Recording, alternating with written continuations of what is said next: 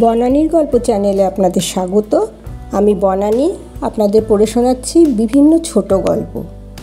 আজ আমি আপনাদের শোনাবো রুশ দেশের উপকথা রাজহাঁস আর ছোট মেয়ে। আজ শোনাবো প্রথম পর্ব। এক ছিল চাষি আর তার বউ, তাদের এক মেয়ে আর ছোট এক ছেলে।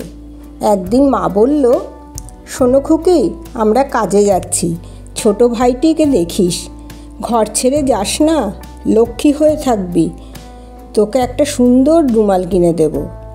মা বাপ বেরিয়ে যেতেই মেয়েও ভুলে গেল মা কি বলেছে। ছোট ভাইকে জানালার পাশে ঘাসের ওপর বসিয়ে রেখে বন্ধুদের সঙ্গে খেলতে চলে গেল। হঠাৎ কোথা থেকে এক ঝাঁক রাজহাঁস এসে বাচ্চাটাকে ডানায় তুলে নিয়ে চলে গেল। মেয়েটি বাড়ি ফিরে দেখে ভাই তো নেই।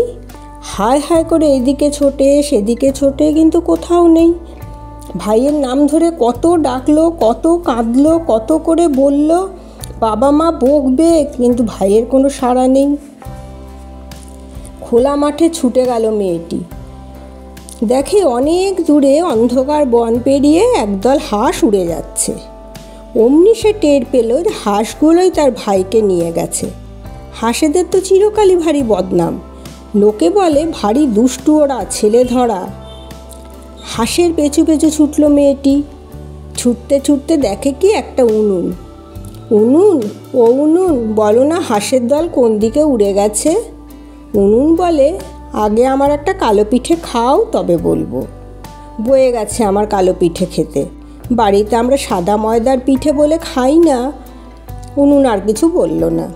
মেয়েটি তখন আরও খানিকটা ছুটে গিয়ে দেখে একটা আপেল গাছ। আপেল গাছ, আপেল গাছ, বলো না হাঁসের দল কোন দিকে উড়ে গেছে? আগে আমার বুনো আপেল একটা খাও, তবে বলবো। বাড়ির বাগানের ভালো আপেলই বলে আমরা খেতে চাই না। আপেল গাছ আর তাই কিছু বলল না। মেয়েটি ছুটতে ছুটতে গিয়ে থামলো সুজির পাড় দুধের নদীর কাছে। দুধের নদী, সুজির পাড়, বলো না কোথায় হাঁসের দল উড়ে গেছে? আগে একটু দুধ দিয়ে সুজি খাও, তবে বলবো। বাড়িতে বলে সরও মুখে তুলি না। সারাদিন ধরে মেয়েটি মাঠে বনে ছুটে বেড়ালো। সন্ধ্যা হয়ে এলো, বাড়ি ফিরে যাওয়া ছাড়া আর কোনো উপায় নেই।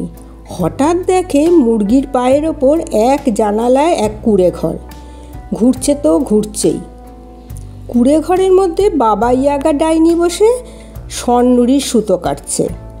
ভাইটি বসে আছে বেঞ্চিতে, রূপোর আপেল নিয়ে খেলা করছে।